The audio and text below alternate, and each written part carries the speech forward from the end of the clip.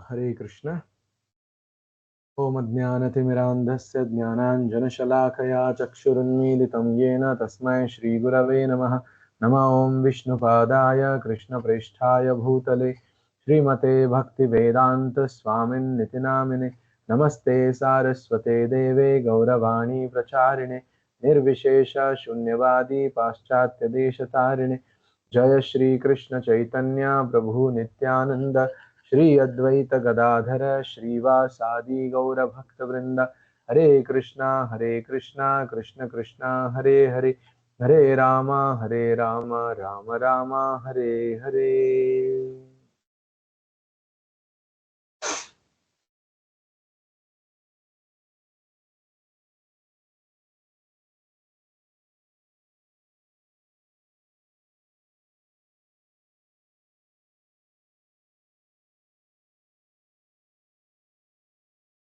ಪುಸ್ತಕದ ಹೆಸರು ಪರಿಪೂರ್ಣ ಪ್ರಶ್ನೆಗಳು ಮತ್ತೆ ಪರಿಪೂರ್ಣ ಉತ್ತರಗಳು.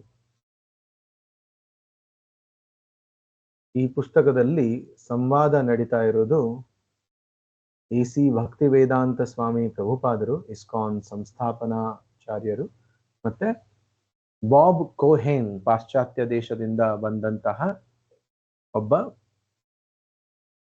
ವಿಜ್ಞಾನ ಶಿಕ್ಷಕ, ಅವರ ಇಬ್ಬರ ಮಧ್ಯೆ ಆದಂತಹ ಸಂವಾದವನ್ನು ನಾವು ಈ ಪುಸ್ತಕದಲ್ಲಿ ಓದ್ತೇವೆ.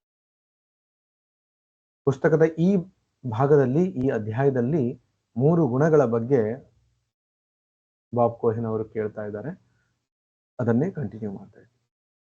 ಬಾಬ್, ಹಸಿದವರಿಗೆ ಅನ್ನದಾನ ಮಾಡಿದರೆ ಅದು ಯಾವ ಬಗೆಯ ದಾನ? ಇಲ್ಲ ಪ್ರಭುಪಾದ, ಅದು ಸನ್ನಿವೇಶಕ್ಕೆ ಅನುಗುಣವಾಗಿ ಇರುತ್ತದೆ. ಉದಾಹರಣೆಗೆ, ವೈದ್ಯರೊಬ್ಬರು ತಮ್ಮ ರೋಗಿಯೊಬ್ಬನಿಗೆ ಘನಾಹಾರ ನಿಷಿದ್ಧ ಎಂದು ಹೇಳಿರುತ್ತಾರೆ ಎಂದುಕೊಳ್ಳೋಣ. ರೋಗಿಯು ಘನಾಹಾರಕ್ಕಾಗಿ ಕೇಳುತ್ತಾನೆ. ನೀವು ಅವರಿಗೆ ಅದನ್ನು ದಾನವಾಗಿ ಕೊಡುತ್ತೀರಿ. ಆಗ ನೀವು ಅವನಿಗೆ ಒಳ್ಳೆಯದನ್ನು ಮಾಡುತ್ತಿಲ್ಲ. ಅದು ತಾಮಸ ಗುಣ. ಇದೊಂದು ಒಳ್ಳೆಯ ಉದಾಹರಣೆ ಶ್ರೀಲ ಪ್ರಭುಪಾದರು ಹೇಳ್ತಾ ಇದ್ದಾರೆ. ಎಷ್ಟೋ ಜನ ನಾವು ತಿಳ್ಕೋತೀವಿ, ನಮ್ಮ ಲೆಕ್ಕದಲ್ಲಿ ನಮ್ಮ ಮನಸ್ಸಿಗೆ ಬಂದಾಗ, ನಮ್ಮ ಮನಸ್ಸಿಗೆ ಬಂದ ಹಾಗೆ ಯಾರಿಗೋ ಯಾವುದೋ ಒಳ್ಳೆಯದು ಮಾಡುತ್ತದೆ ಅಂತ ನಾವು ಅನ್ಕೊಂಡು ಅದನ್ನು ನಾವು ಮಾಡ್ತೀವಿ. ಆದರೆ ಅದು ನಿಜವಾಗಿಯೂ ಆ ವ್ಯಕ್ತಿಗೆ ಒಳ್ಳೆಯದೋ ಕೆಟ್ಟದೋ ನಾವು ಹೇಗೆ ಅರ್ಥ ಮಾಡ್ಕೋಬಹುದು? ಅದು ಪ್ರಭುಪಾದ ಹೇಳ್ತಾರೆ, ಸನ್ನಿವೇಶಕ್ಕೆ ಅನುಗುಣವಾಗಿ ಅದು ಇರುತ್ತದೆ. ಉದಾಹರಣೆಗೆ, ವೈದ್ಯರೊಬ್ಬರು ಕೆಲವೊಂದ್ಸಲ ರೋಗ ತುಂಬಾ ಸೀರಿಯಸ್ ಇದ್ರೆ, ಕೆಲವೊಂದು ರೋಗದ ಅವಸ್ಥೆಗಳಲ್ಲಿ ವೈದ್ಯರು ರೋಗಿಗಳಿಗೆ ಘನಾಹಾರ, ಸಾಲಿಡ್ ಫುಡ್ ತಗೋಬೇಡಿ ಅಂತ ಹೇಳ್ತಾರೆ. ಸಾಲಿಡ್ ಫುಡ್ ತಗೊಂಡ್ರೆ ನಿಮ್ಮ ರೋಗ ಜಾಸ್ತಿ ಆಗಬಹುದು ಅಂತ. ಆದರೆ ರೋಗಿಗೆ ಆಸೆ ಇರುತ್ತೆ. ವೈದ್ಯರು ಹೇಳೋ ಪ್ರಕಾರ ಸಾಲಿಡ್ ಫುಡ್ ತಗೋಬೇಡಿ, ಘನ ಆಹಾರ ತಗೋಬೇಡಿ, ಗಂಜಿ ತಗೊಳ್ಳಿ, ಮಜ್ಜಿಗೆ ತಗೊಳ್ಳಿ, ಜ್ಯೂಸ್ ತಗೊಳ್ಳಿ ಅಂತ ಹೇಳಿರ್ತಾರೆ. ಆದ್ರೆ ರೋಗಿಗೆ ಏನು, ನಾನು ಕೂಡ ಸಾಲಿಡ್ ಫುಡ್ ತಗೋಬೇಕು, ನಾನು ಕೂಡ ಘನ ಆಹಾರ ತಿನ್ಬೇಕು ಅಂತ ಆಸೆ ಇರುತ್ತೆ. ಸೊ ಹಾಗಂತ ಯಾರಾದ್ರೂ ಒಬ್ರು ಅವನ ಮಿತ್ರರು ಅಥವಾ ಅವನ ಬಂಧುಗಳು ಅಥವಾ ಯಾರಾದ್ರೂ ಅವನ ಮೇಲೆ ಅನುಕಂಪ ತೋರಿ, ಅಯ್ಯೋ ಘನ ಆಹಾರ ಸಾಲಿಡ್ ಫುಡ್ ತಿನ್ಲಿಕ್ಕೆ ಎಷ್ಟು ಅವನು ಕಷ್ಟಪಡ್ತಾ ಇದ್ದಾನೆ, ಎಷ್ಟು ಆಸೆ ಪಡ್ತಾ ಇದ್ದಾನೆ, ಸ್ವಲ್ಪ ಕೊಟ್ಟು ಬಿಡೋಣ ಅವನಿಗೆ ಅಂತ ನಾವು ಅನ್ಕೊಂಡ್ರೆ ನಾವು ಅವನಿಗೆ ಒಳ್ಳೆಯದನ್ನೇ ಮಾಡುತ್ತಿಲ್ಲ. ಯಾಕೆಂದ್ರೆ ಆ ರೋಗಿಯ ಈ ಪರಿಸ್ಥಿತಿಯಲ್ಲಿ ನಿಮಗೆ ಆ ರೋಗಿ ಮೇಲೆ ಎಷ್ಟೂ ಪ್ರೀತಿ ಇದ್ರೂ ಅವನಿಗೆ ನೀವು ಘನ ಆಹಾರ ಕೊಟ್ರೆ ಅವನ ರೋಗ ಜಾಸ್ತಿಯಾಗಿ ಅವನ ಕಷ್ಟ ಜಾಸ್ತಿ ಆಗ್ತದೆ ವಿನ ಅವನಿಗೆ ಯಾವ ಸಹಾಯವೂ ಆಗುವುದಿಲ್ಲ. ಹಾಗಾಗಿ ಆ ರೀತಿ ಮಾಡುವಂತಹ ಸಹಾಯಕ್ಕೆ ತಾಮಸ ಗುಣದ ಸಹಾಯ ಎಂದು ಶ್ರೀಲ ಪ್ರಭುಪಾದ ಹೇಳ್ತಾರೆ. ಬಾಬ್ ಕೇಳ್ತಾರೆ, ಭಕ್ತರು ಕರ್ಮ ಸಂಚಯನದಿಂದ ಅತೀತರೇ. ಈ ಭಕ್ತರಿಗೆ ಕರ್ಮ ತಟ್ಟುತ್ತದೆಯೇ? ಅವರು ಈ ತ್ರಿಗುಣಗಳಲ್ಲಿ ಕಾರ್ಯ ಮಾಡುತ್ತಾರೆಯೇ? ಅವರು ಸಾತ್ವಿಕ ಗುಣದಲ್ಲಿದ್ದಾರೆಯೇ? ಹಲವಾರು ಪ್ರಶ್ನೆಗಳನ್ನ ಕೇಳ್ತಾರೆ. ವಿಶೇಷವಾಗಿ ಯಾರ ಬಗ್ಗೆ? ಭಕ್ತರ ಬಗ್ಗೆ. ಯಾರು ಭಗವಂತನ ಭಕ್ತಿ ಸೇವೆಯಲ್ಲಿದ್ದಾರೆ, ಯಾರು ಭಗವಂತನಿಗೆ ಶರಣಾಗುವಂತಹ ಮಾರ್ಗದಲ್ಲಿದ್ದಾರೆ, ಅವರ ಬಗ್ಗೆ ಕೇಳ್ತಾ ಇದ್ದಾರೆ. ಭಕ್ತರು ಕರ್ಮ ಸಂಚಯನದಿಂದ ಅತೀತರೇ. ಭಕ್ತರಿಗೆ ಈ ಕರ್ಮ ಮಾಡ್ತೀವಿ, ಅದಕ್ಕೆ ಫಲ ಸಿಗುತ್ತೆ, ಈ ತರ ಇದು ಒಂದು ಕರ್ಮ ಮತ್ತೆ ಅದರ ಫಲ, ಇದು ಒಂದು ಚಕ್ರ ಏನಿದೆ, ಅದರಿಂದ ಭಕ್ತರು ಅತೀತರಾಗಿದ್ದಾರಾ? ಈ ಭಕ್ತರಿಗೆ ಕರ್ಮ ತಟ್ಟುತ್ತದೆಯೇ? ಭಕ್ತರು ಏನಾದ್ರೂ ಕೆಲಸ ಮಾಡಿದ್ರೆ ಅದಕ್ಕೆ ಪ್ರತಿಕ್ರಿಯೆ ಭಕ್ತರಿಗೆ ಬರುತ್ತದಾ? ಅವರು ಈ ತ್ರಿಗುಣಗಳಲ್ಲಿ ಕಾರ್ಯ ಮಾಡುತ್ತಾರೆಯೇ? ಭಕ್ತರು ಕೂಡ, ಯಾಕಂದ್ರೆ ಸಾಮಾನ್ಯವಾಗಿ ಪ್ರತಿಯೊಬ್ಬರೂ ಕೂಡ ಈ ಜಗತ್ತಿನಲ್ಲಿ ತ್ರಿಗುಣಗಳ ಅಧೀನದಲ್ಲಿ ಕೆಲಸ ಮಾಡ್ತಾರೆ. ಸತ್ವಗುಣ, ರಜಗುಣ, ತಮೋಗುಣ, ಈ ಮೂರೂ ಗುಣಗಳ ಮಿಶ್ರಣದ ಪ್ರಭಾವದಿಂದ ಎಲ್ಲರೂ ಕೂಡ ಕೆಲಸ ಮಾಡ್ತಾರೆ. ಕೆಲವೊಂದು ಸಮಯದಲ್ಲಿ ಸತ್ವಗುಣಕ್ಕೆ ಜಾಸ್ತಿ ಅಧೀನರಾಗಿರ್ತಾರೆ, ಕೆಲವೊಂದು ಸಮಯದಲ್ಲಿ ರಜೋಗುಣಕ್ಕೆ, ಕೆಲವೊಂದು ಸಮಯದಲ್ಲಿ ತಮೋಗುಣಕ್ಕೆ. ಈ ರೀತಿ ಪ್ರತಿಯೊಂದು ಕ್ಷಣ ಇಲ್ಲಿ ಭೌತಿಕ ಲೋಕದಲ್ಲಿ ಇರುವಂತಹ ಜೀವಿಗಳು ಭೌತಿಕ ತ್ರಿಗುಣಗಳ ಅಡಿಯಲ್ಲಿ ಕೆಲಸ ಮಾಡ್ತಿರ್ತಾರೆ. ಅದೇ ರೀತಿ ಭಕ್ತರು ಅಂದ್ರೆ ಭಗವಂತನಿಗೆ ಶರಣಾಗತರಾದವರು, ಅವರೂ ಕೂಡ ತ್ರಿಗುಣಗಳಲ್ಲಿ ಕಾರ್ಯ ಮಾಡುತ್ತಾರೆಯೇ ಅಂತ ಪ್ರಶ್ನೆ. ಅವರು ಸಾತ್ವಿಕ ಗುಣದಲ್ಲಿದ್ದಾರೆಯೇ ಎಂದು ಇನ್ನೊಂದು ಪ್ರಶ್ನೆ.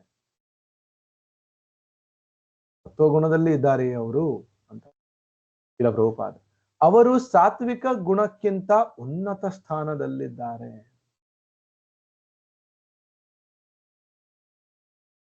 ಅದಕ್ಕೆ ಇಲ್ಲಿ ತಪ್ಪಾಗಿ ಸ್ಪೆಲ್ಲಿಂಗ್ ಮಿಸ್ಟೇಕ್ ಆಗಿ ಅಶುದ್ಧ ಸತ್ವ ಅಂತ ಆಗಿದೆ, ಅದು ಶುದ್ಧ ಸತ್ವ. ಆಕ್ಚುಲಿ ಪ್ರಭುಪಾದ ಹೇಳ್ತಾರೆ ಅವರು ಸಾತ್ವಿಕ ಗುಣಕ್ಕಿಂತ ಉನ್ನತ ಸ್ಥಾನದಲ್ಲಿದ್ದಾರೆ, ಅದು ಶುದ್ಧ ಸತ್ವ. ಭಕ್ತರು ಈ ಲೌಕಿಕ ಪ್ರಪಂಚದಲ್ಲಿ ಇಲ್ಲ, ಅವರು ಆಧ್ಯಾತ್ಮಿಕ ಲೋಕದಲ್ಲಿದ್ದಾರೆ.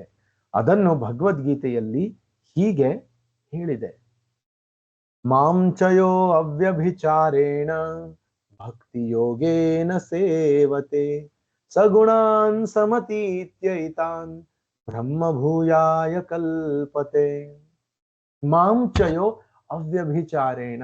ವ್ಯಭಿಚಾರಿ ಅಂದ್ರೆ ಯಾರು ಒಬ್ಬ ಮಾಲೀಕನ ಸೇವೆ ಮಾಡ್ತಾ ಇರುವುದಿಲ್ಲ, ಅವನಿಗೆ ಹಲವಾರು ಒಬ್ಬ ಮಾಲೀಕನ ಹತ್ರ ಅವನಿಗೆ ಇಷ್ಟ ಆಗಿಲ್ಲ, ಇನ್ನೊಬ್ಬ ಮಾಲೀಕನ ಹತ್ರ ಹೋಗ್ತಾನೆ, ಅಂದ್ರೆ ಅವನು ವ್ಯಭಿಚಾರಿ ಅಂತ ಹೇಳ್ತಾರೆ. ಯಾವುದೇ ಕ್ಷಣದಲ್ಲಿ ಯಾವುದೇ ಕಾರಣಕ್ಕೂ ಯಾರು ಭಗವಂತನ ಸೇವೆಯನ್ನು ಬಿಡುವುದಿಲ್ಲ, ಭಕ್ತಿ ಸೇವೆಯನ್ನ ಬಿಡುವುದಿಲ್ಲ, ಅಂತವರಿಗೆ ಅವ್ಯಭಿಚಾರೇಣ ಭಕ್ತಿ ಅಂತ ಹೇಳ್ತಾರೆ. ಮಾಂಚಯೋ ನನಗೆ ಅವ್ಯಭಿಚಾರೇಣ ಭಕ್ತಿ ಯೋಗದಲ್ಲಿ ಯಾರು ಸೇವೆ ಮಾಡ್ತಾರೆ, ಸೇವತೆ ಸಗುಣಾನ್ ಸಮತೀತ್ಯೈತಾನ್, ಅವರು ಈ ಮೂರೂ ಗುಣಗಳನ್ನ ದಾಟ್ತಾರೆ. ಬ್ರಹ್ಮಭೂಯಾಯ ಕಲ್ಪತೆ, ದಾಟಿ ಎಲ್ಲಿ ಸೇರ್ತಾರೆ ಅವರು ಬ್ರಹ್ಮನ್ ಹಂತದಲ್ಲಿ ತಲುಪ್ತಾರೆ. ಬ್ರಹ್ಮಭೂಯಾಯ ಕಲ್ಪತೆ. ಬ್ರಹ್ಮಭೂಯ ಅಂದ್ರೆ ಸ್ಪಿರಿಚುವಲ್ ಪ್ಲಾಟ್ಫಾರ್ಮ್, ಆಧ್ಯಾತ್ಮಿಕ ಸ್ತರದಲ್ಲಿ ಅವರು ಇರ್ತಾರೆ. ಈ ಮೂರೂ ಗುಣಗಳನ್ನ ದಾಟಿದ ಮೇಲೆ ಬರುವುದು ಆಧ್ಯಾತ್ಮಿಕ ಸ್ತರ, ಅದೇ ಶುದ್ಧ ಸತ್ವ ಸ್ತರ. ಯಾವ ಸಂದರ್ಭದಲ್ಲಿಯೂ ಪತನ ಹೊಂದದೆ ಸಂಪೂರ್ಣ ಭಕ್ತಿ ಸೇವೆಯಲ್ಲಿ ಯಾರು ನಿರತರಾಗಿರುತ್ತಾರೆಯೋ ಅವರು ತತ್ಕ್ಷಣವೇ ತ್ರಿಗುಣಗಳನ್ನು ಮೀರಿ ಬ್ರಹ್ಮನ್ನ ನೆಲೆಯನ್ನು ತಲುಪುತ್ತಾರೆ. ಈ ಭಕ್ತರು ಸಾತ್ವಿಕ, ರಾಜಸ, ತಾಮಸ ಅಥವಾ ತಾಮಸ ಗುಣಗಳಲ್ಲಿ ಯಾವುದರಲ್ಲಿಯೂ ಇರುವುದಿಲ್ಲ. ಅವರು ಈ ಎಲ್ಲಾ ಗುಣಗಳಿಂದಲೂ ಅತೀತರಾಗಿರುತ್ತಾರೆ.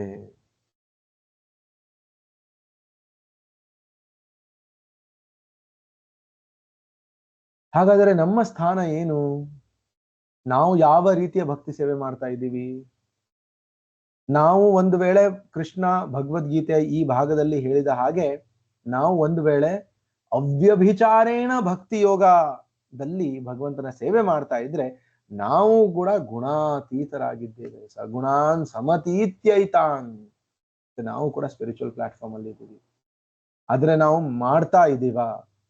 ನಾವು ಯಾವುದೇ ಸಂದರ್ಭದಲ್ಲಿ ನಮ್ಮ ಪತನ ಆಗುವುದಿಲ್ಲವೋ, ಯಾವುದೇ ಸಂದರ್ಭದಲ್ಲಿ ನಾವು ಭಗವಂತನ ಭಕ್ತಿ ಸೇವೆ ಬಿಟ್ಟು ಬೇರೆ ಏನು ಮಾಡುವುದಿಲ್ಲ, ಬರೇ ಭಕ್ತಿ ಸೇವೆ ಅಷ್ಟೇ ಮಾಡ್ತೀವಿ, ಆ ರೀತಿ ಇದ್ರೆ ನಾವು ಕೂಡ ಮೂರು ಗುಣಗಳ ಅಧೀನದಲ್ಲಿ ಇಲ್ಲ, ನಾವು ಕೂಡ ಗುಣಾತೀತರು.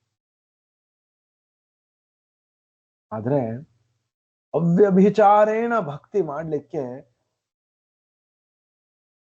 ಒಬ್ಬ ಶುದ್ಧ ಭಕ್ತನ ಇಲ್ಲ ಪ್ರಭುಪಾದ್ ಅವರ ಕೃಪೆ ಬೇಕು, ಮತ್ತೆ ನಮ್ಮ ಸಾಧನಾ ಶಕ್ತಿ ಬೇಕು. ಅತಿ ದೀರ್ಘವಾದಂತಹ ಅತಿ ಫರ್ಮ್ ಡಿಟರ್ಮಿನೇಷನ್ ಇಂದ ಮಾಡುವಂತಹ ಸಾಧನೆಯಿಂದ ಈ ಹಂತಕ್ಕೆ ನಾವು ತಲುಪಬಹುದು. ಯಾವಾಗ ಈ ಅವ್ಯಭಿಚಾರೇಣ ಭಕ್ತಿಯ ಹಂತಕ್ಕೆ ತಲುಪ್ತೀವಿ ಆವಾಗ ಗುಣಾತೀತರಾಗ್ತೀವಿ, ಆವಾಗ ಬ್ರಹ್ಮಭೂಯಾಯ ಕಲ್ಪತೆ. ಅಲ್ಲಿ ತನಕ ನಾವು ಭಕ್ತಿ ಸೇವೆ ಅಂತೂ ಮಾಡ್ತಾ ಇದ್ದೀವಿ, ಆದ್ರೆ ಅದರ ಜೊತೆಗೆ ನಮ್ಮ ಇಂದ್ರಿಯ ಭೋಗದ ಬಗ್ಗೆ ಕೂಡ ನಾವು ವಿಚಾರ ಮಾಡ್ತಾ ಇದ್ದೀವಿ. ಅಲ್ಲಿ ತನಕ ಅದು ಬಿಡುವುದಿಲ್ಲ, ಅಲ್ಲಿ ತನಕ ನಾವು ಬ್ರಹ್ಮಭೂಯಾಯ ಕಲ್ಪತೆ ಆಗುವುದಿಲ್ಲ. ಬಾಬ್ ಬಹಳ ವಿಧೇಯನಾದ ಭಕ್ತನು ಈ ಹಂತವನ್ನು ತಲುಪುತ್ತಾನೆಯೇ?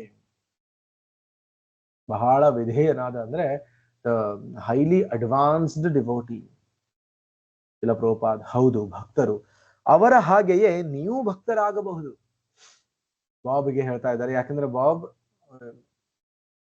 ಈ ಸಂಭಾಷಣೆ ನಡೀತಿರ್ಬೇಕಾದ್ರೆ ಅವರೊಬ್ರು ಸೈನ್ಸ್ ಟೀಚರ್ ಆಗಿದ್ರು, ಭಾರತ ದೇಶಕ್ಕೆ ಬಂದಿದ್ರು ಸೈನ್ಸ್ ಕಲಿಸ್ಲಿಕ್ಕಂತ. ಸೊ ಹಾಗಾಗಿ ಅವರು ಭಕ್ತಿ ಸೇವೆಯಲ್ಲಿ ಸಂಪೂರ್ಣವಾಗಿ ತೊಡಗಿರ್ಲಿಲ್ಲ. ಸೊ ಹಾಗಾಗಿ ಶಿಲ ಪ್ರಭುಪಾದ ಹೇಳ್ತಾರೆ, ನೀವು ಭಕ್ತರಾಗಬಹುದು, ಹಾಗೆಯೇ ಅದು ಕಠಿಣವಲ್ಲ. ನೀವು ಸುಮ್ಮನೆ ಭಗವಂತನ ದಿವ್ಯ ಪ್ರೇಮ ಸೇವೆಯಲ್ಲಿ ಮಗ್ನರಾಗಬೇಕು ಅಷ್ಟೇ. ಬಾಬ್, ನಾನು ದೇವರನ್ನು ಕುರಿತು ಇನ್ನಷ್ಟು ಜ್ಞಾನವನ್ನು ಸಂಪಾದಿಸಬೇಕು, ದೇವರ ಅಸ್ತಿತ್ವವನ್ನು ಇನ್ನಷ್ಟು ಪರಿಭಾವಿಸಲು ಸಮರ್ಥನಾಗಬೇಕು ಎಂದು ಬಯಸುತ್ತೇನೆ.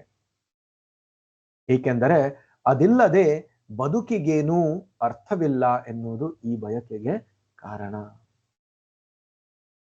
ಇಲ್ಲಿ ನೀವು ಕೂಡ ಭಕ್ತರಾಗಬಹುದು, ಅದು ಕಠಿಣವಲ್ಲ, ಭಗವಂತನ ದಿವ್ಯ ಪ್ರೇಮ ಸೇವೆಯಲ್ಲಿ ಮಗ್ನರಾಗಬಹುದು ಅಂತ ಶಿಲ ಪ್ರಭುಪಾದರು ಹೇಳಿದಾಗ ಬಾಬು ಅವರು ಹೇಳ್ತಾರೆ, ಆ ರೀತಿ ನಾನು ಮಾಡ್ಲಿಕ್ಕೆ ಶುರು ಮಾಡ್ಬೇಕಂದ್ರೆ ಮೊದಲು ನಾನು ಇನ್ನಷ್ಟು ಜ್ಞಾನವನ್ನು ಸಂಪಾದಿಸಬೇಕು, ದೇವರ ಅಸ್ತಿತ್ವವನ್ನು ಇನ್ನಷ್ಟು ಪರಿಭಾವಿಸಲು ಸಮರ್ಥನಾಗಿರಬೇಕು.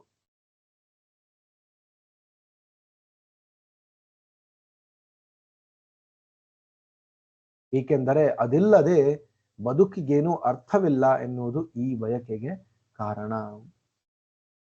ಶಿಲ ಪ್ರಭುಪಾದ, ಹೌದು, ಈ ಮನುಷ್ಯ ಜನ್ಮವನ್ನು ಕಳೆದುಕೊಂಡರೆ ಮಹಾ ನಷ್ಟವಾಗುತ್ತದೆ. ಲೌಕಿಕ ಅಸ್ತಿತ್ವದ ಬಂಧನವನ್ನು ಕಳೆದುಕೊಳ್ಳಲು ಜೀವಿಗಳಿಗೆ ನೀಡಿರುವ ಮಹಾನ್ ಅವಕಾಶವಿದೆ. ಮನುಷ್ಯ ಜನ್ಮವನ್ನ ಕಳೆದುಕೊಂಡರೆ ಮಹಾ ನಷ್ಟವಾಗುತ್ತದೆ, ಗ್ರೇಟೆಸ್ಟ್ ಲಾಸ್. ಲೌಕಿಕ ಅಸ್ತಿತ್ವದ ಬಂಧನವನ್ನು ಕಳೆದುಕೊಳ್ಳಲು ಜೀವಿಗೆ ನೀಡಿರುವ ಮಹಾನ್ ಅವಕಾಶವಿದು. ನಾವು ಏನು ಈ ಭೌತಿಕ ಅಸ್ತಿತ್ವದಲ್ಲಿ ಜೀವನ ಸಾಗಿಸ್ತಾ ಇದ್ದೀವಿ, ಈ ಬಂಧನದಿಂದ ನಾವು ಪಾರಾಗ್ಬೇಕಂದ್ರೆ ಈ ಮನುಷ್ಯ ಜನ್ಮ ಒಂದು ಮಹಾನ್ ಅವಕಾಶ, ಭಗವಂತ ನೀಡಿರುವ ಮಹಾನ್ ಅವಕಾಶ, ದೊಡ್ಡ ಅವಕಾಶ.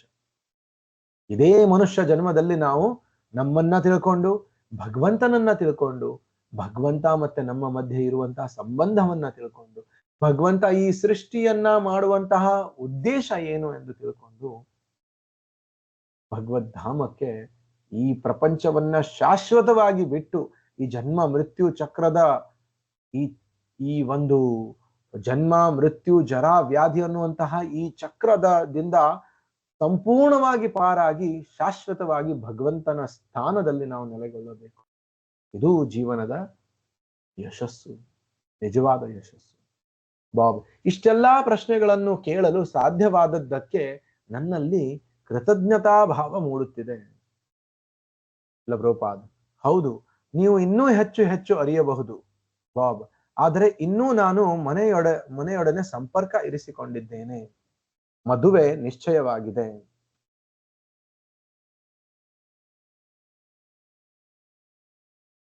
ಇಲ್ಲ ಪ್ರಭುಪಾದ್, ಇಲ್ಲ, ಇದನ್ನ ನಾವು ಹಿಂದಿನ ಕ್ಲಾಸಿನಲ್ಲಿ ಮೋಸ್ಟ್ಲಿ ಕವರ್ ಮಾಡಿದ್ದೀವಿ ಅಂತ ಅನ್ಕೋತೀನಿ.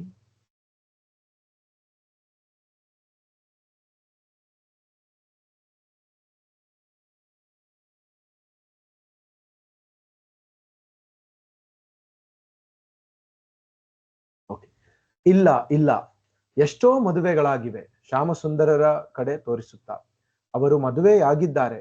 ಮದುವೆ ಒಂದು ಅಡ್ಡಿ ಅಲ್ಲ, ಆಧ್ಯಾತ್ಮಿಕ ಜೀವನದಲ್ಲಿ 4 ಹಂತಗಳಿವೆ ಎಂದು ಹೇಳಿದೇನಲ್ಲ, ಬ್ರಹ್ಮಚಾರಿ, ಗೃಹಸ್ಥ, ವಾನಪ್ರಸ್ಥ ಮತ್ತು ಸನ್ಯಾಸ. ಆದ್ದರಿಂದ ಬ್ರಹ್ಮಚರ್ಯದ ಹಂತವನ್ನು ದಾಟಿದ ಮೇಲೆ ವ್ಯಕ್ತಿಯು ವಿವಾಹವಾಗಬಹುದು.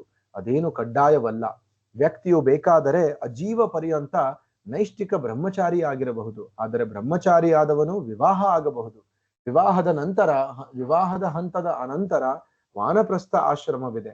ಅಂದರೆ ವ್ಯಕ್ತಿಯು ಕುಟುಂಬದಿಂದ ಸ್ವಲ್ಪ ದೂರವಾಗಿ ವಾಸಿಸುತ್ತಾನೆ. ಪತಿ ಪತ್ನಿಯರು ಪ್ರತ್ಯೇಕವಾಗಿ ಇರುತ್ತಾರೆ.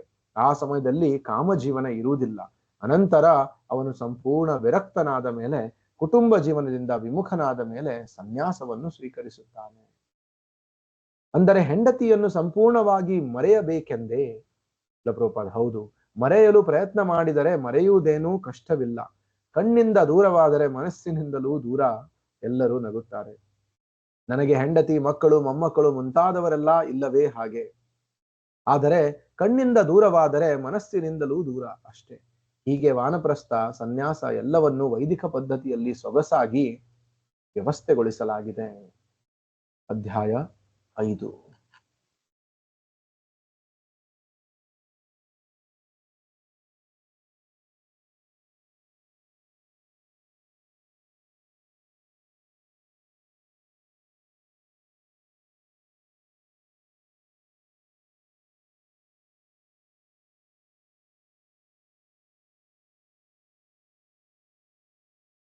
ಪೇಜ್ ನಂಬರ್ 51ರಿಂದ ನಾವು ಶುರು ಮಾಡಬೇಕು.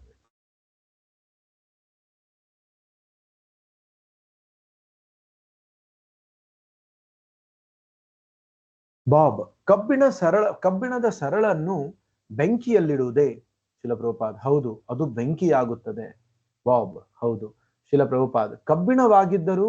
ಬಾಬ್: ಹೌದು. ಶಿಲಪ್ರಭುಪಾದ್: ಅದೇ ಪ್ರಕಾರ ನಿಮ್ಮ ದೇಹವು ಲೌಕಿಕವಾಗಿದ್ದರೂ ನೀವು ಸದಾ ಆಧ್ಯಾತ್ಮಿಕತೆಯಲ್ಲಿ ಮಗ್ನವಾಗಿದ್ದರೆ ಆಧ್ಯಾತ್ಮಿಕವಾಗಿ ಅದು ಪ್ರತಿಕ್ರಿಯಿಸುತ್ತದೆ.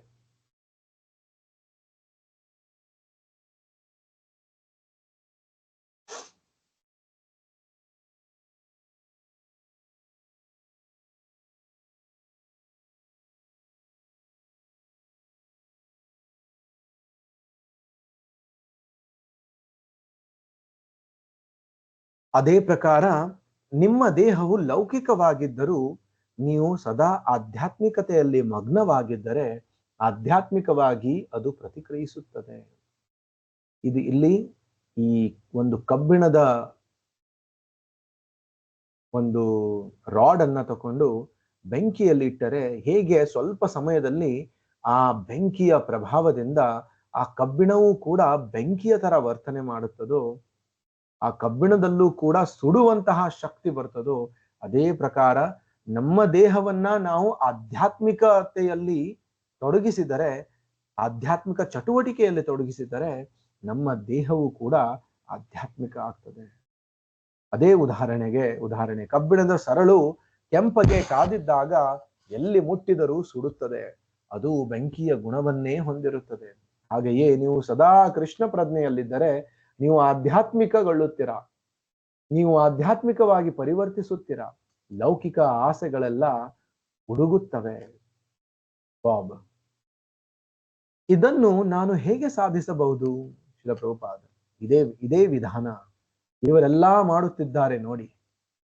ಶಿಲಪ್ರಭುಪಾದರು ಅವರ ಶಿಷ್ಯಂದಿರನ್ನ ತೋರಿಸ್ತಾ ಇದ್ದಾರೆ. ಎಲ್ಲರೂ ಕೂಡ ಅಮೆರಿಕಾದಿಂದ, ರಷ್ಯಾದಿಂದ, ಬೇರೆ ಬೇರೆ ಕಂಟ್ರಿಯಿಂದ ಬಂದಿದ್ದಾರೆ, ಲಂಡನ್ ಇಂದ.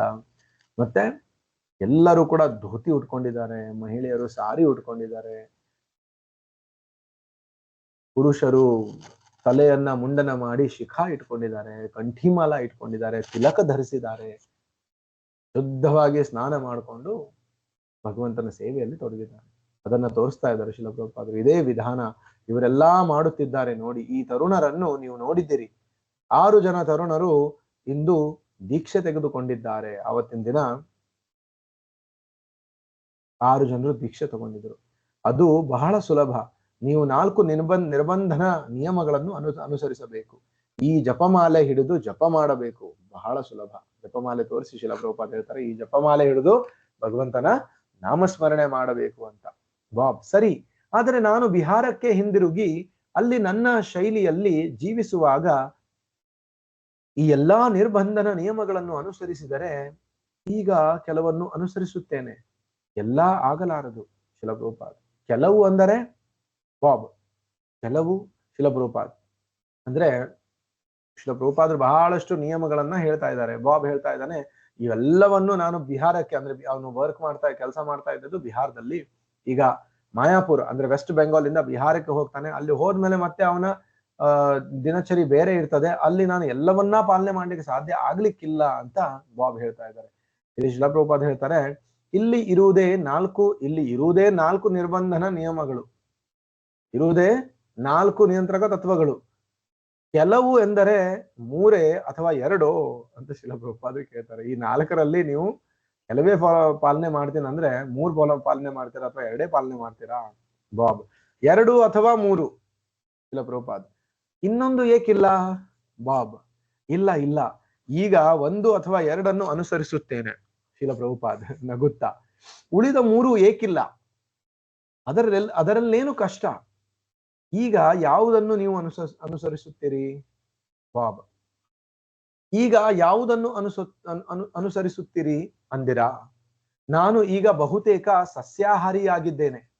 ಅಂದ್ರೆ 4 ನಿಯಮಗಳು ಯಾವುವು? ಪ್ರಭುಪಾದರು ಮತ್ತೆ ಶಾಸ್ತ್ರದಲ್ಲಿ ಕೊಟ್ಟಿರುವಂತ 4 ನಿರ್ಬಂಧಕ ನಿಯಮಗಳು ಯಾವುವು ಅಂದ್ರೆ ಮಾಂಸಾಹಾರ ಮಾಡಬಾರದು, ಜೂಜಾಟ ಮಾಡಬಾರದು, ಅನೈತಿಕ ಸಂಬಂಧ ಇರಬಾರದು, ಮತ್ತೆ ಮದ್ಯಪಾನ ಮಾಡಬಾರದು. ಬಾಬ್ ಹೇಳ್ತಾ ಇದ್ದೀವಿ 4ರಲ್ಲಿ ನನಗೆ 1 ಅಥವಾ 2 ಪಾಲನೆ ಮಾಡ್ತೀನಿ, ಎಲ್ಲಾ 4 ಪಾಲನೆ ಮಾಡ್ಲಿಕ್ಕೆ ಆಗುದಿಲ್ಲ. ಇಲ್ಲ ಪ್ರಭುಪಾದರು ಯಾಕೆ 4 ಮಾಡ್ಲಿಕ್ಕೆ ಆಗುದಿಲ್ಲ? ಅವನು ಹೇಳ್ತಾನೆ ನಾನು ಯಾವ್ದಾದ್ರು 1 ಪಾಲನೆ ಮಾಡ್ತೇನೆ ಅಂದ್ರೆ ಉಳ್ಕಿದ 3 ಯಾಕಿಲ್ಲ, ಅದ್ರಲ್ಲಿ ಏನು ಕಷ್ಟ ಅಂತ ಶಿಲಪ್ರಭುಪಾದ್ ಹೇಳ್ತಾನೆ. ಅವಾಗ ಬಾಬ್ ಹೇಳ್ತಾನೆ ಈಗ ಯಾವ್ದನ್ನ ಅನುಸರಿಸ್ತಾ ಇದ್ದೀನಿ ಅಂದ್ರೆ ಬಹುತೇಕ ನಾನು ಸಸ್ಯಾಹಾರಿ ಆಗ್ಬಿಟ್ಟಿದ್ದೀನಿ, ಮಾಂಸಾಹಾರ ಮಾಡೋದನ್ನ ಬಿಟ್ಟಿದ್ದೀನಿ, ಆದರೆ ನಾನು ಮೊಟ್ಟೆಗಳನ್ನು ತಿನ್ನುತ್ತೇನೆ. ಶಿಲಪ್ರಭುಪಾದ್ ಹಾಗಾದ್ರೆ ಅದು ಸಂಪೂರ್ಣವಾಗಲಿಲ್ಲ. ಬಾಬ್ ಇಲ್ಲ, ಸಂಪೂರ್ಣವಾಗಿಲ್ಲ ಕೂಡ. ಕಳೆದ ಸಲ ಭೇಟಿ ಮಾಡಿದ ಮೇಲೆ ನವೆಂಬರ್ ಅಲ್ಲಿ ಅಂದ್ರೆ ಇದರ ಹಿಂದಿನ ಭೇಟಿಯಲ್ಲಿ ನಾನು ಸಸ್ಯಾಹಾರಿಯಾಗಿದ್ದೇನೆ. ಆದರೆ ಶಿಲಪ್ರಭುಪಾದ್ ಸಸ್ಯಾಹಾರಿಯಾಗಿರುವುದು ಒಂದು ಅರ್ಹತೆಯಲ್ಲ ಬಾಬ್, ಅದೇನು ಅಷ್ಟು ದೊಡ್ಡದಲ್ಲ.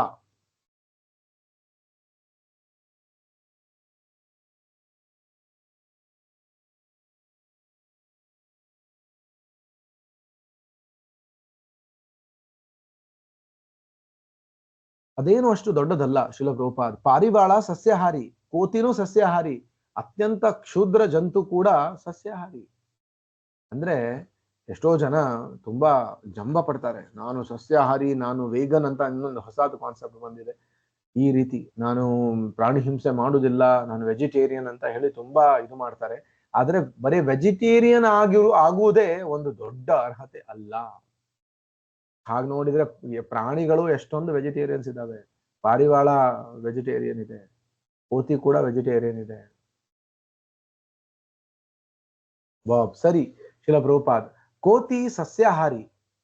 ಈ ನಗ್ನ ಸನ್ಯಾಸಿ ಕಾಡಿನಲ್ಲಿ ವಾಸಿಸುತ್ತದೆ, ತುಂಬಾ ತುಂಟ ಪ್ರಾಣಿ. ಕೋತಿಗೆ ಹೇಳ್ತಾ ಇದ್ದಾರೆ ಶಿಲಪ್ರಭುಪಾದರು, ಕೋತಿ ಸಸ್ಯಾಹಾರಿ, ಈ ನಗ್ನ ಸನ್ಯಾಸಿ ಅಂದ್ರೆ ಆ ಕೋತಿಗೆ ನಗ್ನ ಸನ್ಯಾಸಿ ಅಂತ ಹೇಳ್ತಾರೆ, ಕಾಡಿನಲ್ಲಿ ವಾಸಿಸುತ್ತದೆ. ಅಂದ್ರೆ ನೋಡ್ಲಿಕ್ಕೆ ಏನ ಅನ್ಸ್ತದೆ, ಆ ಕೋತಿ ಎಲ್ಲವನ್ನ ತ್ಯಾಗ ಮಾಡಿದೆ, ಬಟ್ಟೆ ಹಾಕ್ತಾ ಇಲ್ಲ, ಏನೂ ಹಾಕ್ತಾ ಇಲ್ಲ ಅಂತ, ದೊಡ್ಡ ವೈರಾಗಿ ಅಂತ. ಆದ್ರೆ ಅದು ತುಂಬಾ ತುಂಟ ಪ್ರಾಣಿ. ಬಾಬ್ ಸಸ್ಯಾಹಾರಿ ಆಗುವುದು ಸ್ವಲ್ಪ ಮಟ್ಟಿನ ಪ್ರಗತಿ ಅಂದುಕೊಂಡೆ. ಮೊದಲು ಅದು ಕಷ್ಟವಾಗಿತ್ತು, ಆಮೇಲೆ ಸುಲಭವಾಯಿತು. ಆನಂತರ ನಾನು ಮತ್ತೆ ಶಿಲಪ್ರಭುಪಾದ್ ಹಾಗಲ್ಲ, ನೀವು ಕೃಷ್ಣ ಪ್ರಜ್ಞಾ ಪ್ರಕ್ರಿಯೆಗೆ ಬದ್ಧವಾಗಿದ್ದರೆ ಎಲ್ಲಾ ನಿರ್ಬಂಧನ ನಿಯಮಗಳನ್ನು ಪಾಲಿಸಬಹುದು, ಇಲ್ಲದಿದ್ದರೆ ಅದು ಸಾಧ್ಯವಿಲ್ಲ. ಬಾಬ್ ಹೌದು. ಇದು ಹೇಗಾಗುತ್ತದೆ ಅಂದರೆ ನಾನು ಬಿಹಾರ್ಗೆ ವಾಪಸ್ ಹೋಗುತ್ತೇನಲ್ಲ, ಸಂಜೆ ಎಲ್ಲಾ ಸ್ನೇಹಿತರು ಒಟ್ಟಿಗೆ ಕುಳಿತಿರುತ್ತೇವೆ, ಬೇರೇನೋ ಕೆಲಸವಿಲ್ಲದೆ ಸುಳ್ಳೇ ಹೊಡೆಯುತ್ತಿರುತ್ತೇವೆ. ಆಗ ಸ್ನೇಹಿತರು ಹೇಳುತ್ತಾರೆ ಸ್ವಲ್ಪ ಮರಿಜುವಾನ ಸೇವಿಸೋಣ. ಮರಿಜುವಾನ ಅಂದ್ರೆ ಮದ್ಯಪಾನ ಮಾಡೋದು, ಒಂಥರ ಡ್ರಗ್ಸ್. ಅದಕ್ಕೆ ನಾನು ಖಂಡಿತ ಬೇರೇನೋ ಕೆಲಸ ಇಲ್ಲವಲ್ಲ ಎನ್ನುತ್ತೇನೆ. ನಾನು ಅವರೊಡನೆ ಕುಳಿತುಕೊಂಡು ಸಂಜೆಯ ಸುಖವನ್ನು ಅನುಭವಿಸುತ್ತೇನೆ. ಹೀಗೆ 1 ಸಲ ಮಾಡಿದ ಮೇಲೆ ದಿನಾ ಮಾಡತೊಡಗುತ್ತೇವೆ. ಆಮೇಲೆ ನಮ್ಮ ಆರೋಗ್ಯಕ್ಕೆ ಅದರಿಂದ ಹಾನಿ ಎಂದು ತಿಳಿದು ಬಿಟ್ಟು ಬಿಡುತ್ತೇವೆ.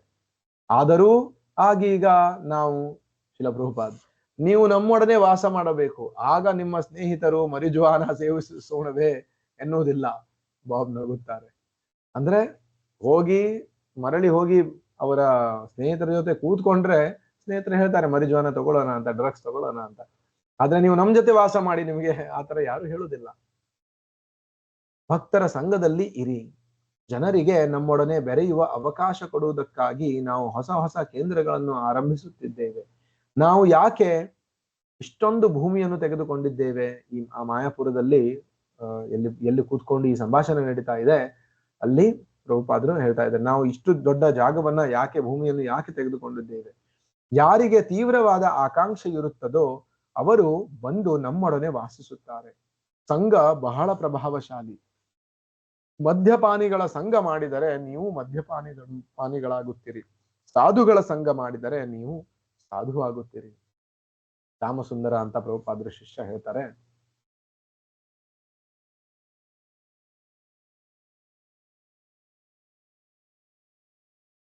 ಶಿಲ ಪ್ರಭುಪಾದರ ಕಾರ್ಯದರ್ಶಿ, ಸೆಕ್ರೆಟರಿ ಇದ್ರು ಶಿಲ ಪ್ರಭುಪಾದ. ಇನ್ನೊಬ್ರು ಪಾಶ್ಚಾತ್ಯ ದೇಶದ ಶಿಷ್ಯರು. ಅವರು ಮುಂಬೈಗೆ ಬಂದು ನಿಮ್ಮೊಡನೆ ಇರಬಹುದು. ಶಿಲ ಪ್ರಭುಪಾದ, ಹೌದು, ನೀವು ಮುಂಬೈಯಲ್ಲಿ ನಮ್ಮೊಡನೆ ಇರಬಹುದು, ಆದರೆ ಅವರಿಗೆ ಮರಿಜ್ವಾನ ಇಟ್ಟುಕೊಂಡಿರುವ ಸ್ನೇಹಿತರು ಬೇಕಲ್ಲ, ಅದೇ ಕಷ್ಟ. ಶಿಲ ಪ್ರಭುಪಾದ ಹೇಳ್ತಾರೆ, ಅವರು ಮುಂಬೈದಲ್ಲಿ ಬಂದು, ಬಾಬ್ ಕೋಹೆನ್ ಅವರು ಮುಂಬೈದಲ್ಲಿ ಬಂದು ಅವರೊಡನೆ ಇರಬಹುದು, ಆದ್ರೆ ಅವರಿಗೆ ಮರಿಜ್ವಾನ ಇಟ್ಕೊಂಡಿರುವಂತಹ ಸ್ನೇಹಿತರು ಬೇಕಲ್ಲ, ಅದೇ ಕಷ್ಟ ಅಂತ ಹೇಳ್ತಾರೆ ಬಾಬ್. ಬೇರೆ ಇನ್ನೊಂದು ವಿಚಾರ ಕುರಿತು ಕೇಳಬೇಕಾಗಿದೆ, ಆನಂತರ ಮತ್ತೆ ಈ ವಿಷಯಕ್ಕೆ ಬರಬಹುದು. ನಾನು ನನ್ನ ಬಗೆಗೆ ಬಹಳ ಯೋಚಿಸುತ್ತಿರುತ್ತೇನೆ, ಆದ್ದರಿಂದಾಗಿ ದೇವರನ್ನು ಕುರಿತು ಹೆಚ್ಚು ಚಿಂತಿಸುವುದಕ್ಕಾಗುವುದಿಲ್ಲ. ನಾನು ನಾನಾ ಕಡೆಗಳಲ್ಲಿ ನನ್ನನ್ನು ಕುರಿತೇ ಯೋಚಿಸುತ್ತಿರುತ್ತೇನೆ. ಬೇರೆ ಮುಖ್ಯವಾದ ವಿಷಯಗಳ ಮೇಲೆ ಮನಸ್ಸನ್ನು ಕೇಂದ್ರೀಕರಿಸಲು ಸಾಧ್ಯವಾಗುವ ರೀತಿಯಲ್ಲ. ನನ್ನನ್ನು ಕುರಿತ ಚಿಂತೆಯನ್ನು ಮರೆಯುವುದು ಹೇಗೆ? ಶಿಲ ಪ್ರಭುಪಾದ ಭಕ್ತರನ್ನು ತೋರಿಸುತ್ತಾ, ಅವರು ಸಾಧಿಸಿರುವ ಹಾಗೆ. ಬಾಬ್ ನಗುತ್ತಾ, ನನ್ನ ಪಥವನ್ನು ಕುರಿತು ಹೇಳುತ್ತಿದ್ದೀರಿ. ನಾನು ಪರಿಶುದ್ಧಿಯ ಪಥವನ್ನು ಹಿಡಿಯಬೇಕೆಂದರೆ ಭಕ್ತನಾಗಬೇಕು ಎಂದು ಹೇಳುತ್ತಿದ್ದೀರಿ ಅಲ್ಲವೇ? ಶಿಲ ಪ್ರಭುಪಾದ, ಹಿಂಜರಿಯುತ್ತಿದ್ದೀರಾ? ಬಾಬ್, ಅದು ನಾನು. ಶಿಲ ಪ್ರಭುಪಾದ, ಒಬ್ಬ ಭಕ್ತನಾಗುವುದು ಅಷ್ಟೊಂದು ಕಷ್ಟವೇ? ಬಾಬ್, ನಿನ್ನ ವಿಷಯದಲ್ಲಿ ಹೇಳುವುದಾದರೆ, ನನ್ನ ವಿಷಯದಲ್ಲಿ ಹೇಳುವುದಾದರೆ ಹೌದು, ನನಗೆ ಅಷ್ಟು ತೀವ್ರವಾದ ಆಕಾಂಕ್ಷೆ ಆಗುತ್ತಿಲ್ಲ. ಮೊದಲನೆಯದಾಗಿ ಲೌಕಿಕ ಜೀವನವನ್ನು ತ್ಯಜಿಸಿದ್ದೇವೆ ಎಂದು ಭಕ್ತರು ಹೇಳುತ್ತಾರೆ. ಲೌಕಿಕ ಜೀವನವನ್ನು ತ್ಯಜಿಸುವುದು ಎಂದರೆ ಈ 4 ನಿರ್ಬಂಧಕ ನಿಯಮಗಳನ್ನು ಪಾಲಿಸುವುದು ಎಂದು ಅವರು ನನಗೆ ವಿವರಿಸಿದ್ದಾರೆ. ಅದನ್ನು ನಾನು ಅರ್ಥ ಮಾಡಿಕೊಂಡಿದ್ದೇನೆ. ಆದರೆ ಬದಲಿಗೆ ಅವರು, ಲೌಕಿಕ ಜೀವನ ಅಂದರೆ ನಿಮ್ಮ ಅರ್ಥದಲ್ಲಿ ಏನು? ಬಾಬ್ ಮೌನವಾಗಿದ್ದಾರೆ. ನಾನು ಈ ಹಾಸಿಗೆಯ ಮೇಲೆ ಕುಳಿತಿದ್ದೇನೆ, ಇದು ಲೌಕಿಕವೋ ಅಥವಾ ಆಧ್ಯಾತ್ಮಿಕವೋ? ಲೌಕಿಕ. ಇಲ್ಲ ಪ್ರಭುಪಾದ್, ಹಾಗಾದರೆ ಲೌಕಿಕ ಜೀವನವನ್ನು ನಾವು ಹೇಗೆ ತ್ಯಜಿಸಿದ್ದೇವೆ? ಬಾಬ್, ನಾನು ಹೇಗೆ ಅರ್ಥ ಮಾಡಿಕೊಂಡೆ ಅಂದರೆ ಲೌಕಿಕ ಲಾಭಗಳ ವಿಷಯದಲ್ಲಿ ಆಸೆಯನ್ನು ಹೊಂದಿರುವುದು. ಶಿಲ ಪ್ರಭುಪಾದ್, ಲೌಕಿಕ ಎಂದರೆ ಏನು? ಬಾಬ್, ಲೌಕಿಕ ಲಾಭಗಳಿಗಾಗಿ ಕೆಲಸ ಮಾಡುವುದು, ಎಲ್ಲಾ ಲೌಕಿಕ ಸಂಗತಿಗಳನ್ನು ತ್ಯಜಿಸದೇ ಇರುವುದು. ಶಿಲ ಪ್ರಭುಪಾದ್, ಲೌಕಿಕ ಜೀವನ ಎಂದರೆ ನಿಮ್ಮ ಇಂದ್ರಿಯಗಳನ್ನು ಸಂತುಷ್ಟಿಗೊಳಿಸಲು ಆಸೆ ಪಟ್ಟರೆ ಅದು ಲೌಕಿಕ ಜೀವನ. ದೇವರಿಗೆ ಸೇವೆ ಸಲ್ಲಿಸಲು ಆಸೆ ಪಟ್ಟರೆ ಅದು ಆಧ್ಯಾತ್ಮಿಕ ಜೀವನ. ಇದೇ ಲೌಕಿಕ ಜೀವನಕ್ಕೂ ಆಧ್ಯಾತ್ಮಿಕ ಜೀವನಕ್ಕೂ ಇರುವ ವ್ಯತ್ಯಾಸ. ನಾವು ಈಗ ನಮ್ಮ ಇಂದ್ರಿಯಗಳಿಗೆ ಸೇವೆ ಮಾಡಲು ಪ್ರಯತ್ನಿಸುತ್ತಿದ್ದೇವೆ, ಆದರೆ ಇಂದ್ರಿಯಗಳಿಗೆ ಸೇವೆ ಮಾಡುವ ಬದಲು ದೇವರಿಗೆ ಸೇವೆ ಸಲ್ಲಿಸಿದಾಗ ಅದು ಆಧ್ಯಾತ್ಮಿಕ ಜೀವನವಾಗುತ್ತದೆ. ನಮ್ಮ ಚಟುವಟಿಕೆಗಳಿಗೂ ಬೇರೆಯವರ ಚಟುವಟಿಕೆಗಳಿಗೂ ಏನು ವ್ಯತ್ಯಾಸವಿದೆ? ಮೇಜು, ಕುರ್ಚಿ, ಹಾಸಿಗೆ, ಧ್ವನಿ ಮುದ್ರಣ ಯಂತ್ರ, ಬೆರಳಚ್ಚು ಯಂತ್ರ, ಹೀಗೆ ಎಲ್ಲವನ್ನೂ ನಾವು ಉಪಯೋಗಿಸುತ್ತಿದ್ದೇವೆ ಎಂದ ಮೇಲೆ ವ್ಯತ್ಯಾಸವೇನು? ವ್ಯತ್ಯಾಸವೇನೆಂದರೆ ನಾವು ಪ್ರತಿಯೊಂದನ್ನೂ ಕೃಷ್ಣನ ಸೇವೆಗಾಗಿ ಉಪಯೋಗಿಸುತ್ತೇವೆ. ಲೌಕಿಕ ಜೀವನ ಮತ್ತೆ ಆಧ್ಯಾತ್ಮಿಕ ಜೀವನದ ವ್ಯತ್ಯಾಸವನ್ನು ತುಂಬಾ ಸರಳವಾಗಿ ಶ್ರೀಲ ಪ್ರಭುಪಾದರಲ್ಲಿ ಹೇಳ್ತಾ ಇದ್ದಾರೆ. ಲೌಕಿಕ ಜೀವನ ಎಂದರೆ ಯಾವಾಗ ನಮ್ಮ ಇಂದ್ರಿಯಗಳನ್ನ ನಾವು ಸಂತುಷ್ಟಿ ಪಡಿಸಿಕೊಳ್ಳಲು ಪ್ರಯತ್ನಿಸುತ್ತೇವೆ ಅದಕ್ಕೆ ಲೌಕಿಕ ಜೀವನ ಎಂದು ಹೇಳುವುದು. ಯಾವಾಗ ಭಗವಂತನಿಗೆ ಸೇವೆ ಸಲ್ಲಿಸುವಂತಹ ಆಸೆಯನ್ನ ಇಟ್ಕೊಂಡು ಕೆಲಸ ಮಾಡ್ತೀವೋ ಅದು ಆಧ್ಯಾತ್ಮಿಕ ಜೀವನ. ಭಗವಂತನ ಇಂದ್ರಿಯ ತೃಪ್ತಿಗೋಸ್ಕರ ಮಾಡಿದ್ರೆ ಅದು ಆಧ್ಯಾತ್ಮಿಕ ಜೀವನ.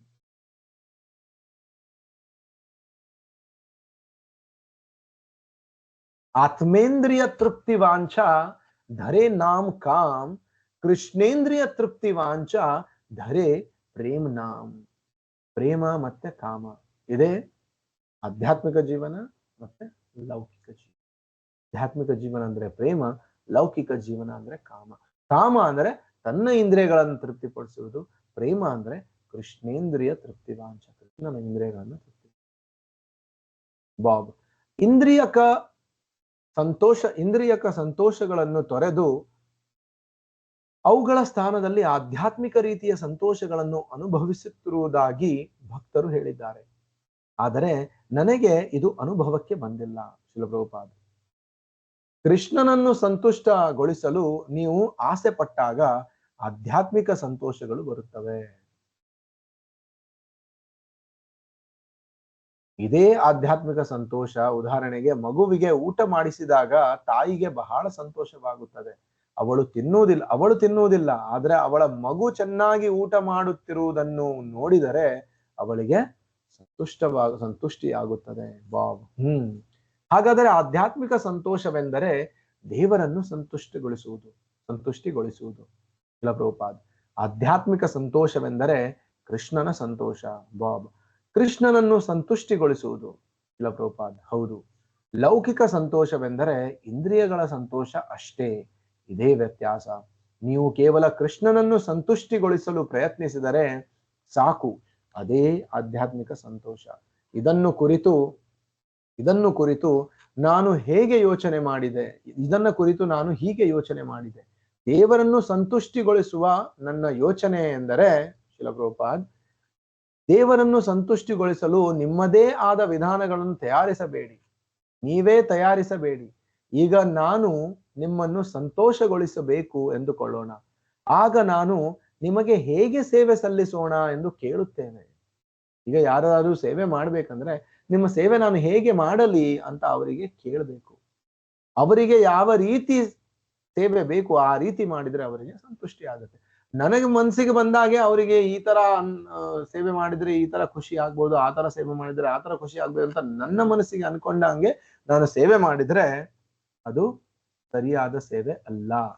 ನಾನೇ ಒಂದು ಸೇವೆಯನ್ನು ರೂಪಿಸುತ್ತೇನೆ ಎಂದುಕೊಳ್ಳಿ, ಅದು ನಿಮಗೆ ಸಂತುಷ್ಟಿ ಕೊಡದೆ ಹೋಗಬಹುದು.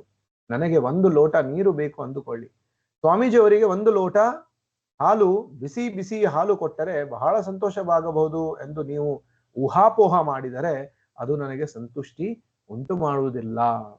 ನನ್ನನ್ನು ಸಂತುಷ್ಟಗೊಳಿಸಬೇಕಾದರೆ ನಿಮಗೆ ಹೇಗೆ ಸಂತುಷ್ಟಿಗೊಳಿಸಲಿ ಎಂದು ನೀವು ಕೇಳಬೇಕು. ನಾನು ಆದೇಶ ಕೊಟ್ಟಿದ್ದನ್ನು ನೀವು ಮಾಡಿದರೆ ನನಗೆ ಸಂತೋಷವಾಗುತ್ತದೆ. ಬಹಳ ಸರಳ. ಬಾಬ್.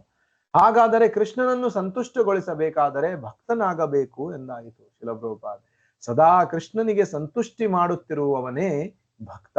ಅವನಿಗೆ ಬೇರೆ ಉದ್ಯೋಗವಿಲ್ಲ. ಭಕ್ತ ಎಂದರೆ ಹೀಗಿರಬೇಕು. ಇಲ್ಲಿಗೆ ಮುಕ್ತಾಯ ಮಾಡೋಣ.